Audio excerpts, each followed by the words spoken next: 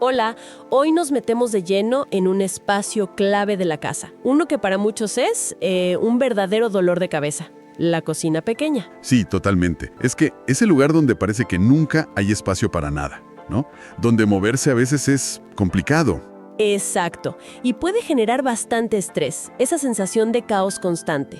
Bueno, por eso hoy queremos explorar juntos a fondo las mejores estrategias que encontramos para transformar esas cocinas. Me parece genial. Empecemos por lo más estructural, por si alguien justo está pensando en renovar. Se habla mucho de abrir la cocina al salón, ¿no? Suena como la solución mágica, ¿pero funciona? Funciona, y mucho. Tirar una pared no solo da una sensación de amplitud inmediata, que es obvio, sino que a veces libera espacio físico real. Quizás para una barrita o simplemente para moverte mejor. Claro. Ahora, si tirar paredes no va, hay otras cosas. Las puertas correderas, por ejemplo, son una maravilla, porque no te roban espacio al abrirse. La pared queda libre. Entiendo. Y siguiendo con las paredes, ¿qué hacemos con los muebles de arriba? Los gabinetes altos. A veces parece que se te vienen encima. Ese es un punto clave. Una opción, si te da el almacenamiento de abajo, es quitarlos.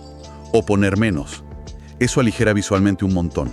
¿Y si necesitas el espacio sí o sí? Ahí, las vitrinas, o sea, los gabinetes con puerta de vidrio, son una buena alternativa. Ves el fondo, dan profundidad y protegen del polvo, que no es poco. Mejor que los estantes abiertos que juntan grasa y polvo, que da calambre. Tiene lógica. Y también está la opción contraria, ¿no? Llevarlos hasta el techo. Esa es la de aprovechar todo. El espacio vertical hasta el último centímetro te da muchísimo lugar para guardar lo que usas menos y además hace que las paredes parezcan más altas. Queda elegante, de hecho.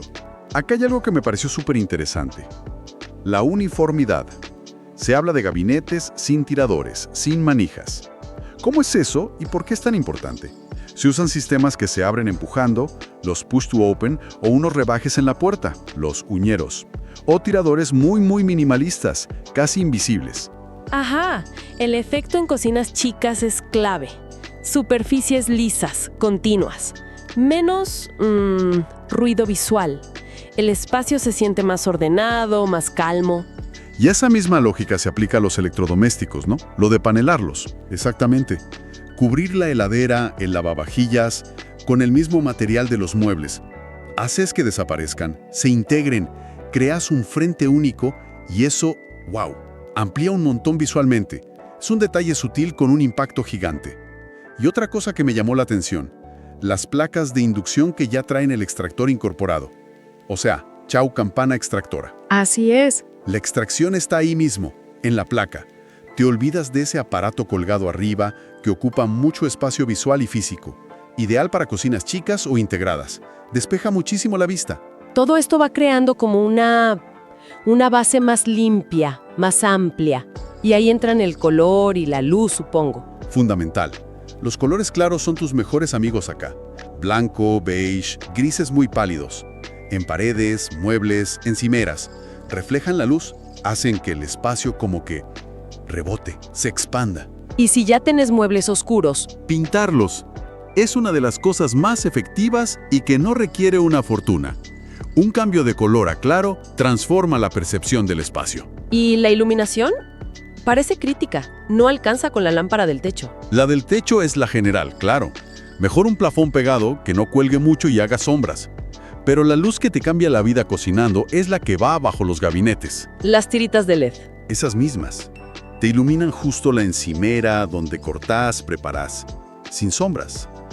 Es clave para trabajar cómodo y seguro. Y hay opciones fáciles de poner, recargables, con sensor. Tiene todo el sentido.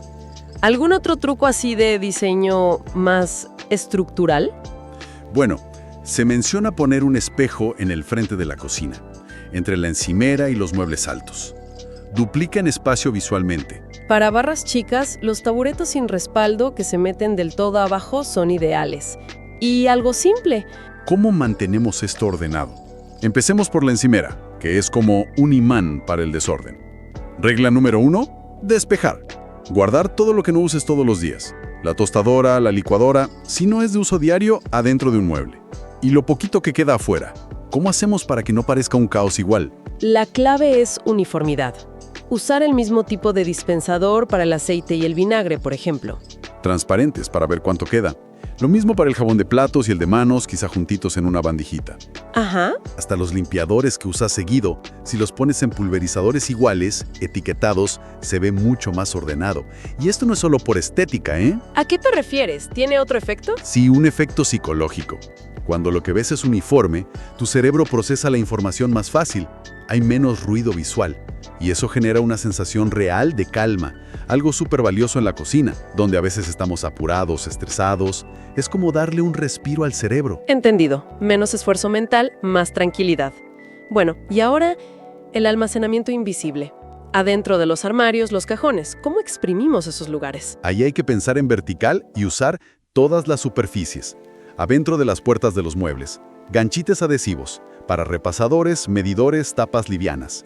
Poner estantes extra dentro, divisores. Hay organizadores verticales para sartenes y tapas que son buenísimos. Es como aprovechar el aire dentro del mueble, ¿no? Exacto. Y bajo los estantes, a veces se pueden poner soportes para colgar copas. Y las paredes, claro. Las paredes son oro. ¿Qué se puede poner en las paredes? Rienes con ganchos para utensilios. Barras magnéticas para los cuchillos, te liberan un cajón. Estantecitos para las especies. El soporte para el rollo de cocina. O los tableros perforados, los pegboards, que los adaptas como querés. Y la heladera. Otro mundo. También se puede organizar mucho mejor. Hay organizadores de huevos que se cuelgan debajo de un estante, cajas de acrílico transparente siempre para agrupar cosas. Yogures, fiambres, verduras. Así nada se te queda olvidado al fondo. Claro que ves lo que hay. Y contenedores especiales para las hierbas frescas, o para guardar esa media cebolla sin que te perfume toda la heladera. Ese de la cebolla es un clásico. Mencionan otros espacios menos obvios también, ¿no? Como arriba de los muebles. Sí. Si te queda un hueco entre el mueble y el techo, es ideal para poner cajas o canastos lindos con cosas que usas poco. O los laterales de los muebles que quedan a la vista. Hasta el techo, en algunos casos, para colgar ollas. Pasemos a los cajones. Aparte del típico cubertero, ¿qué más? El cubertero es básico. Si es extensible, mejor, que ocupe justo el espacio. Pero para los otros cajones, los de utensilios más grandes, divisores ajustables. Es la única forma de que no sea un revuelo de espátulas y cucharones. Sí, por favor. Creas compartimentos a medida. Y para el papel film, el de aluminio, hay dispensadores, de bambú a veces, que quedan mucho mejor y son más prácticos que la caja de cartón. Y para esos lugares imposibles, la esquina, ese huequito al lado de la heladera. Para las esquinas, los sistemas extraíbles, esos que giran y sacan las bandejas hacia afuera, son la solución. Caros, pero valen la pena. Para los huecos finitos, los carritos verticales con ruedas son geniales. Aprovechan un espacio muerto para botellas, latas, tablas. Y quizás, para dejar pensando un poco, hablamos de lo físico, de la eficiencia. Pero, ¿cómo impacta realmente tener este corazón de la casa ordenado, funcional, en nuestro ánimo de todos los días? ¿Cuánto estrés nos quita al cocinar? Sobre todo cuando el tiempo nos sobra. O incluso, ¿cómo puede cambiar la dinámica familiar si la cocina invita a la calma en vez de ser fuente de roces?